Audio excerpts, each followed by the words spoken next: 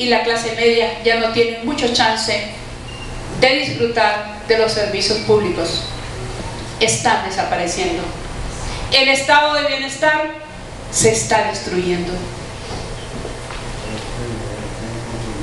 Otra consecuencia: las pensiones y jubilaciones de más de 60.000 compañeros docentes del Instituto de Previsión del Magisterio, se les redujo la pensión. Antes 90%, ahora 48%. Otra consecuencia: la reforma a la ley de los institutos de previsión. Hay una serie de medidas que son lesivas para los pensionados y jubilados. Además de la reducción de la pensión, se ha aumentado los años de jubilación de 58 a 67. Se ha aumentado la cuota de los compañeros trabajadores que están cotizando para el instituto. Es realmente una cosa interminable. Dentro de las consecuencias, se está trabajando fuertemente con una lucha que es sobre los contrarios, sobre las contradicciones que se presentan así. Una lucha contra lo privado para hacer prevalecer lo público. Una lucha entre los patronos y los trabajadores. Una lucha entre el Estado y los institutos de previsión social. Una lucha entre la alianza de lo público-privado, porque hay una alianza que por decreto se hizo el año pasado. Y también, indudablemente, esa lucha porque no se le dé una ley especial a las administradoras privadas de los fondos públicos de los pensionados. Medidas que se están tomando. Número 1, el diálogo. Agotado el diálogo, vamos al 2. La denuncia en los medios de comunicación masiva de Honduras, periódicos, radio, televisión. Si no funciona, número 3. La denuncia ante el Ministerio Público. Nosotros hicimos una denuncia como Asociación de Jubilados y Pensionados de la Universidad Nacional Autónoma de Honduras ante el Ministerio Público, porque se estaba violentando un derecho humano al no querer darnos la pensión que por ley corresponde. Es la pensión complementaria del Seguro Social. Pero como el Seguro Social fue saqueado por los corruptos del presente gobierno, el año pasado se descubrió el saqueo de 7.000 millones de dólares del Seguro Social, de los fondos de invalidez, vejez y muerte. Es un crimen de lesa humanidad. Muchos pacientes murieron por no tener los medicamentos adecuados. Fue algo terrible eso. Ese saqueo tuvo grandes consecuencias. Ese acto de corrupción de lesa humanidad tuvo grandes consecuencias sobre la vida de los pacientes y de los derechohabientes.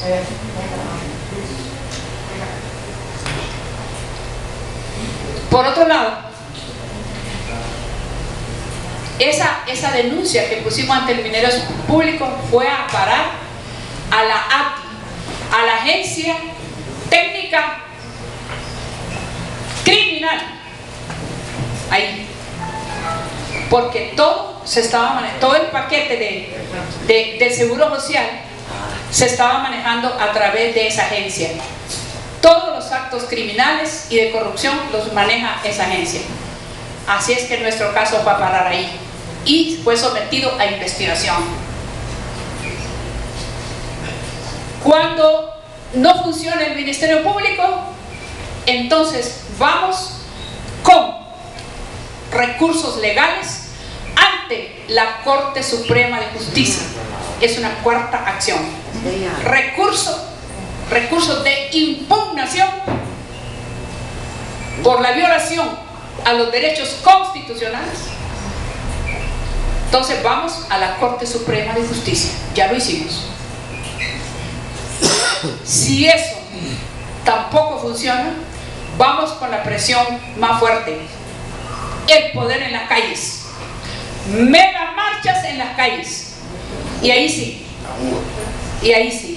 Marcha na rua. ya, correcto, Rua. muy bien. Entonces nosotros allá, ahorita la bandera en la calle la tiene la parte de salud, el Sindicato de Trabajadores del Instituto de Seguro Social y también la Federación Nacional de Jubilados y Pensionados de Honduras, apoyados por las tres centrales: la Central Unitaria de Trabajadores de Honduras, CUTH, por la Central General de Trabajadores, que son de tendencia demócrata cristiana, por la CTH, la Confederación de Trabajadores de Honduras, que es una confederación de naciones, pero igual se vinieron a apoyar las tres centrales, las medidas y las marchas en la calle.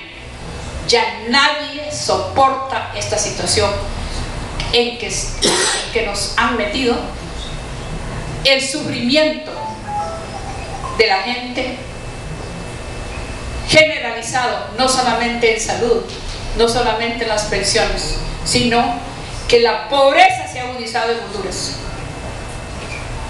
la corrupción cada vez más agudizada y en estado de impunidad, porque no hay castigo para los corruptos. Entonces, el estado que tenemos ahorita, un estado dictatorial de ultraderecha, un estado represivo que ha metido miedo a la mayoría de la sociedad por una incertidumbre y un temor y un miedo a actuar. Incluso las centrales obreras no querían salir a la calle, y el instituto y los trabajadores del Instituto de Seguridad Social lo denunció y dijo: ¿cuándo las centrales obreras van a dar respuesta a toda esta problemática que tenemos?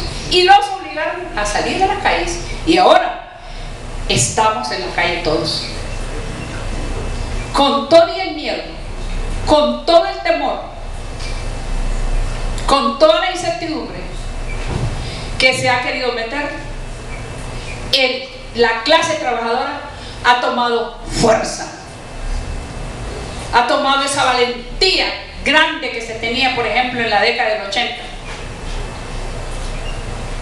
ha sacado fuerza de flaquezas y ha dicho: basta ya.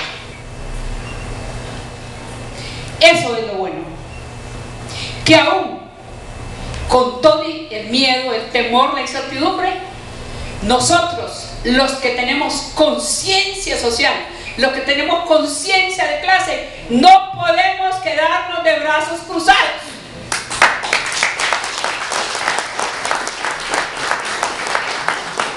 Esperando que otros nos resuelvan los problemas. Eso no puede ser. Eso no puede ser. Entonces, yo creo que nosotros, como latinoamericanos, porque ya no podemos hablar como Honduras, ni como Centroamérica, ni como América del Sur, el tema es cuestión de los latinoamericanos. Son demasiadas cosas las que están sucediendo en esta región y no podemos estar, como les decía, solo de observadores. Tenemos que ser protagonistas día a día, mes a mes, minuto a minuto, porque si no nos destruyen y no podemos permitirlo. Nosotros somos sobrevivientes de la década del 80, como lo decía el compañero. Honduras, un país pobre, empobrecido, pero hemos dado la batalla. Y aún en la década del 80, con todo el terrorismo que se nos vino encima desde el Estado, con todas las medidas de represión, y que muchos tuvimos que salir exilados, volvimos y volvimos para seguir luchando.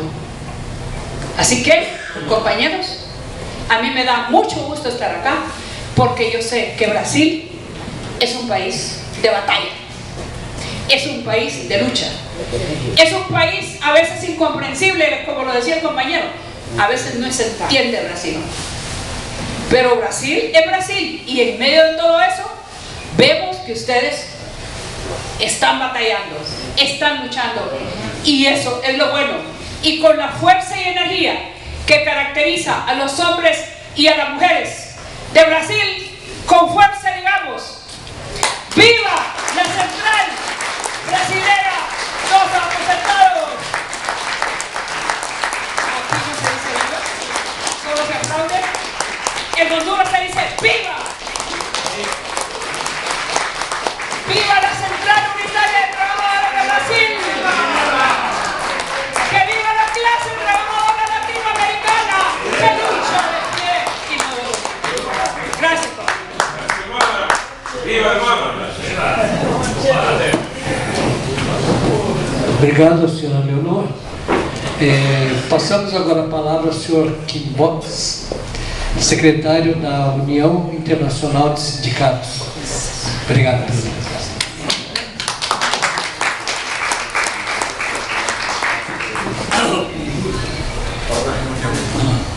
Buen día. Se dice buen día igual que en catalán, que es mi otro idioma aparte del español, porque nací en Barcelona y vivo en Barcelona.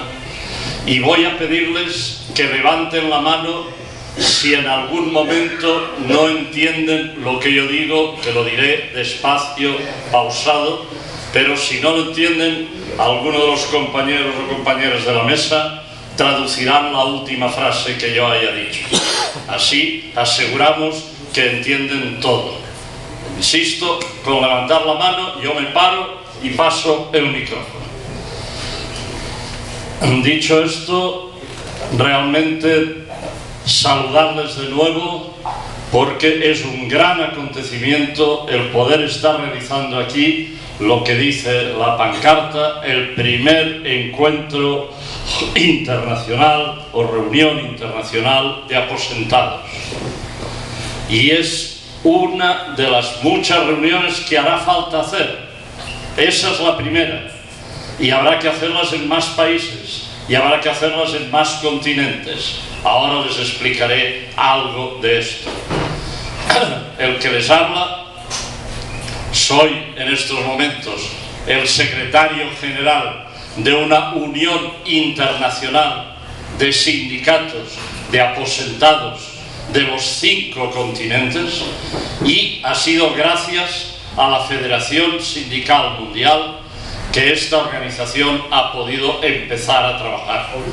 De esta Federación Sindical Mundial, que el compañero fue testigo el pasado mes de octubre en Sudáfrica de su 17 Congreso, y si después hay tiempo podrá explicar que allí más de 1.500 delegados de todos los continentes, de un centenar largo de países, pusimos en común la lucha que, como decía la compañera de Honduras, es necesaria para hacer frente a los que tan mal gobiernan, y gobiernan mal para la mayoría porque quieren solo el bien para unos pocos. Por eso son corruptos, por eso nos explotan, por eso nos roban. Esos pocos deberían dejar al lado su persona y su realidad, apartarse, y deberíamos tener gobernantes que defendieran los derechos de la mayoría de la gente, no solo en la campaña electoral, en que todos prometen lo que gusta oír, sino después en la actividad legislativa, en la actividad hasta las siguientes elecciones. Porque yo algunas veces digo, si todos los que mienten fuera por ley imposible que se pudieran volver a presentar, hoy ya no tendríamos corruptos liderando los gobiernos, porque estarían apartados, porque desde España, de donde yo vengo, de Honduras lo acaba de explicar, de Brasil lo han explicado ustedes, los gobernantes mienten cuando prometen y no actúan defendiendo lo que han prometido en la campaña electoral. Y eso el capitalismo lo hace posible. Hemos de luchar para que eso no sea posible. Ustedes tienen en la carpeta, traducido al portugués, o el documento que ha citado Carlos, que es el documento que yo había preparado para esta reunión en castellano. Por tanto, yo voy a explicar el documento, pero les voy a recomendar que después lo lean y que después lo difundan como consideren oportuno, y que si tienen observaciones, comentarios al documento, aquí en la mesa hay tarjetas mías con la dirección y pueden hacerme llegar sus comentarios, o los hacen llegar a la compañera presidenta, o lo hacen llegar al compañero Carlos. De cualquier forma, sus voces y opiniones, aparte de lo que digan hoy aquí, van a ser útiles, porque la Unión Internacional de Sindicatos está comprobando que el problema de las pensiones, lo ha explicado bien la compañera de Honduras. Yo pensaba que en vez de escuchar a alguien de Honduras, escuchaba a alguien de España, porque hubiera podido decir lo mismo prácticamente, salvo algunos detalles. En el fondo es lo mismo.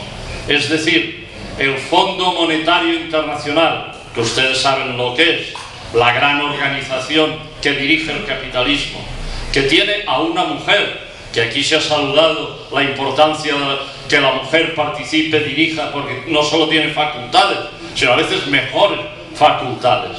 Lo único que hay que liberarla de tareas que hemos de compartir hombres y mujeres en la casa, y a partir de ahí dar oportunidad a que la mujer juegue igual papel que cualquier otra persona, hombre o mujer.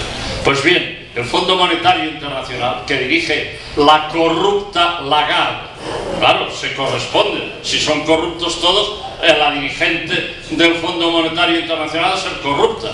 Bueno, solo le recordaré los últimos que la han precedido.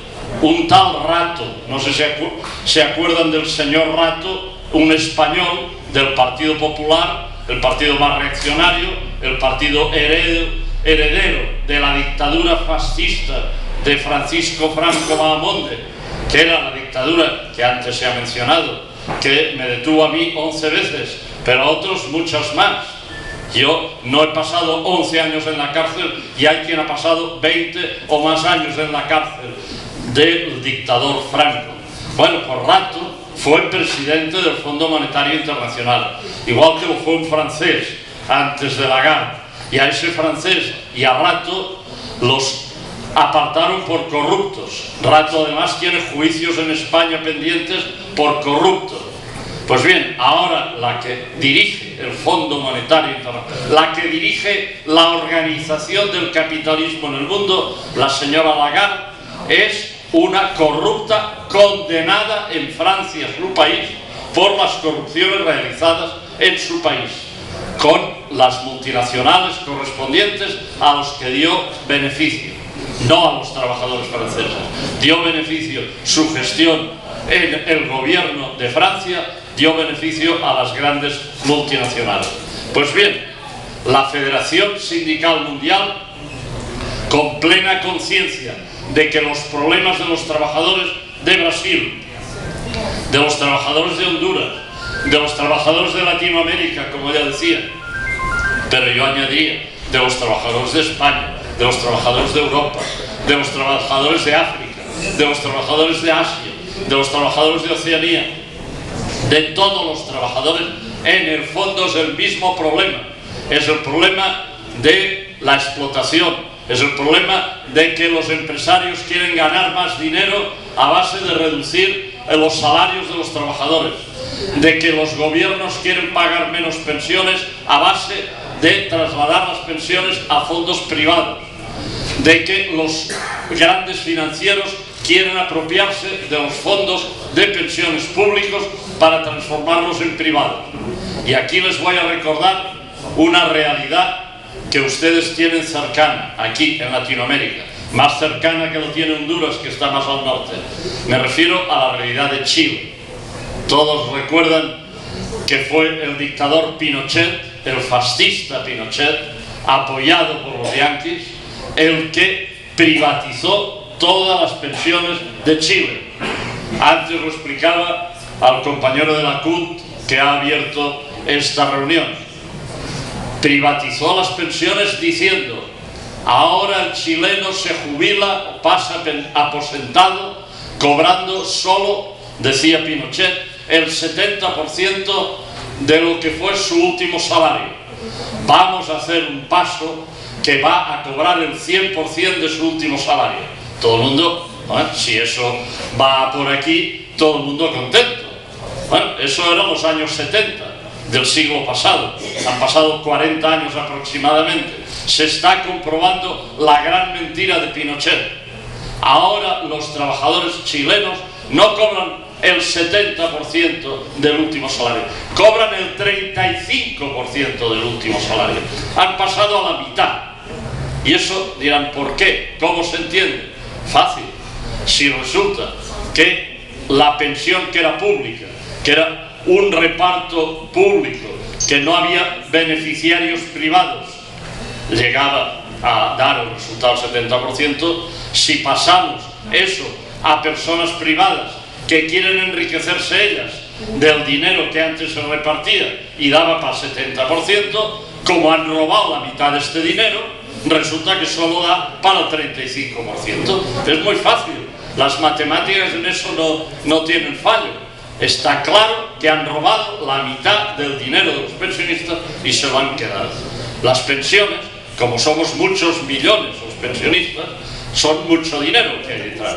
Bueno, pero también hay mucho dinero en todas las otras cosas del Estado. No es ningún problema. El problema del dinero del Estado es cómo se usa para usarlo bien. Y la Federación Sindical Mundial, que aprovecho para decirles que nació en 1945, el mismo año que nací yo. Ahora el 3 de octubre la Federación Sindical Mundial cumple 72 años. Yo los cumplí el pasado mes de julio. Bien, nació el año 45 cuando todas las fuerzas progresistas, de izquierda, antifascistas, unidas, terminaron con la barbaridad del fascismo y nazismo de Hitler y Mussolini. Se acordarán ustedes, lo habrán leído, lo habrán estudiado, es el año 1945. Unidad sindical, pero verdadera unidad sindical. En París un gran congreso. Esa gran unidad, lamentablemente, solo duró 4 años, porque en 1949 la gran burguesía consiguió alimentar algunos sindicatos de Estados Unidos, algunos sindicatos de Suecia o Bélgica, de países ricos, para que se apartaran de la FSM. ¿Y cuáles fueron los temas de debate, de diferencia? Pues muy claro, ya el año 45, al fundarse la FSM, la posición de la FSM era no al colonialismo. Es decir, Francia tenía colonias en África, España tenía Marruecos, no tan directamente, pero tenía el Sáhara, etc. Bueno, Gran Bretaña tenía también muchas colonias, incluso la India. Entonces, los trabajadores de todo el mundo dijeron no al colonialismo. Cada país tiene derecho a su propia existencia. Los propios trabajadores de aquel país han de tirar adelante aquel país y no entregar dinero a la metrópoli. Bueno, por los sindicatos de Estados Unidos, de Suecia, de Bélgica que citaba, fueron los únicos que, quedándose en la FSM, votaron no a las resoluciones contra el colonialismo. Y el año 49, algunos o muchos de ustedes lo deben saber, fue el año de creación de la ONU.